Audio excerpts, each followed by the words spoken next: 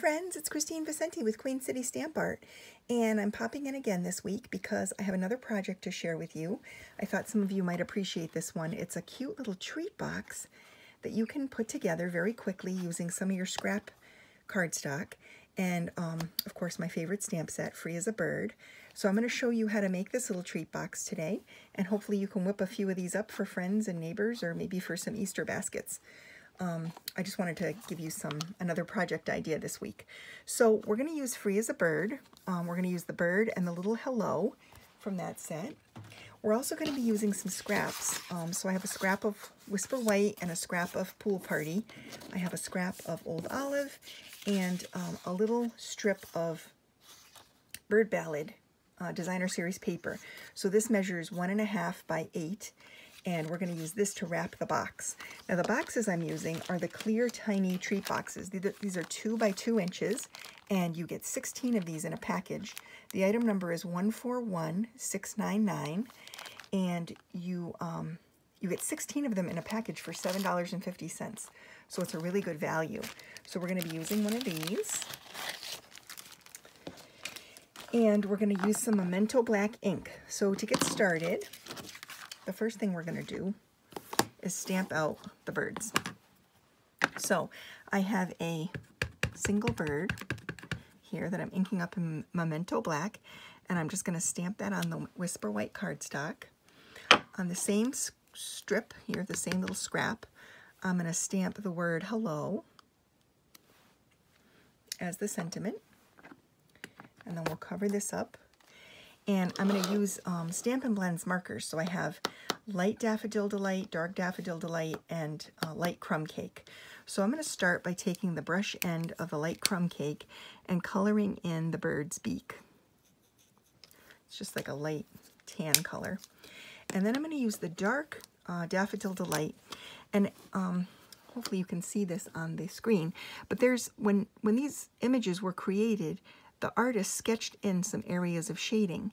And so wherever there's areas of shading on the image, I hit it with the darker marker. Just like that.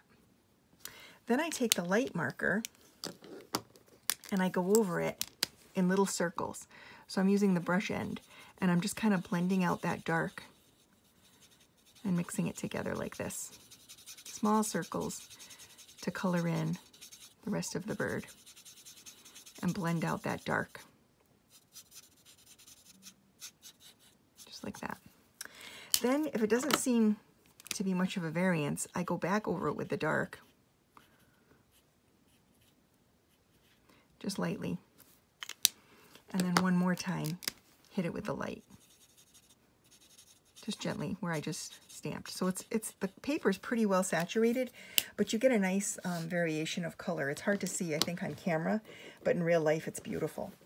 So then I'm going to take, and I will put the item numbers and prices for all of these punches. I'm using 4 different punches here. So this is the 2-inch circle punch, and I'm going to use that to cut the bird out of the Whisper White, just like this. And what I'm doing is I'm positioning it so that the bird is more toward the right, and there's a space right here. I'm leaving a little bit of space for the sentiment. So I'm just going to punch that out like this. Even though I lose some of those tail feathers, I'm not worried. Okay, then I'm going to take the classic label punch, which is this little guy here. I don't know if you can see that. And I'm going to line the sentiment up, part of the sentiment. Just like, whoops. Just like that. And that's the sentiment. Then I'm going to take the Pool Party scrap here and use the 2-inch Starburst Punch, which is nice. This actually creates a nice mat for the 2-inch circle. So I'm going to punch the Starburst out of the Pool Party.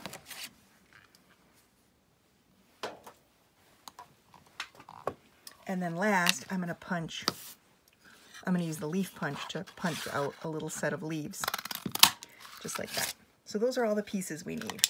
And I will list the punch names and prices and item numbers in the description area of the video, below the video. Okay, so you can check that out.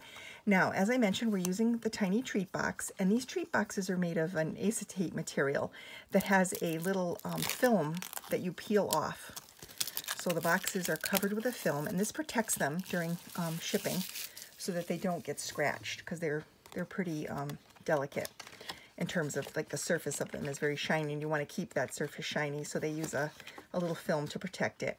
And they're pretty stiff, so you're going to want to bend everywhere that it's scored just to get a nice crisp fold. So I like to bend it up, and then I do the same thing with the bottom. They go together very easily.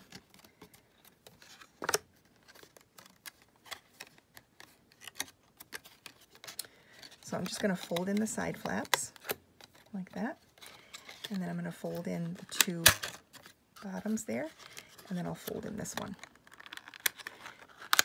There's no right or wrong way to get this to go together as long as it stays. And there it is. So as I mentioned, I'm going to be adding some like 3 to 5 of those little Hershey's foil covered chocolate eggs, and I have some paper shred that I'm going to put in here like a little nest, and then we'll add the chocolate later. I do have it upstairs in a bag with some of my Easter stuff. So I'll just add those later. I'm just going to close up the box. So it just closes up like this.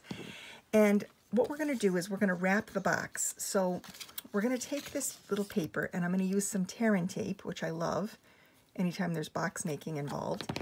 And I'm just going to put a little piece of this tape at the very top of the wrong side of the paper. So I want the striped side to show, and the bird side is going to be on the inside.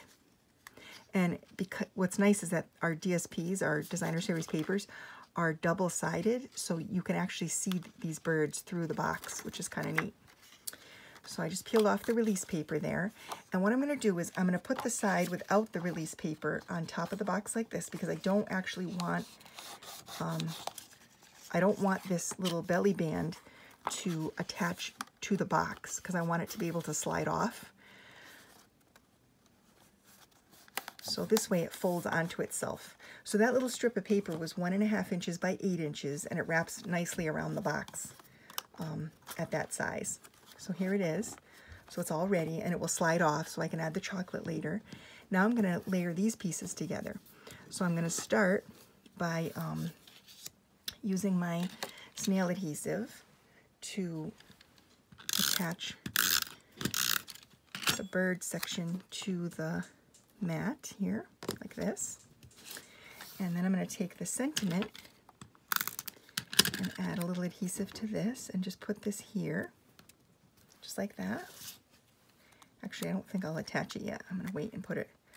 I'll attach it when I get this back onto the box. So then I'm going to take the dimensional foam adhesive and add 2 pieces of foam here so that it will stick to just the paper part and not the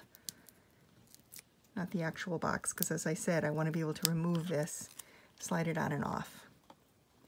So I'm just going to put this on here like this, and now I will add a little bit more adhesive and attach the sentiment so it's straight, which it is. And then I think I'm going to add a rhinestone to that, just to draw your attention to the sentiment a little bit. And then we'll add some adhesive to the leaf and tuck that onto the paper under here, just like this. And there you have the finished box. Isn't that so cute? I just thought this would be such a fun way to welcome spring. Not that we've had a very bad winter here in Connecticut, but still, it's a nice way to welcome spring and surprise my coworkers. So I just wanted to share that little project. As I said, I will list some information about the products I used in the description area under the video. Thank you so much for popping in today. I hope you're having a good week, and I hope you're getting some extra crafting done. Thanks a lot.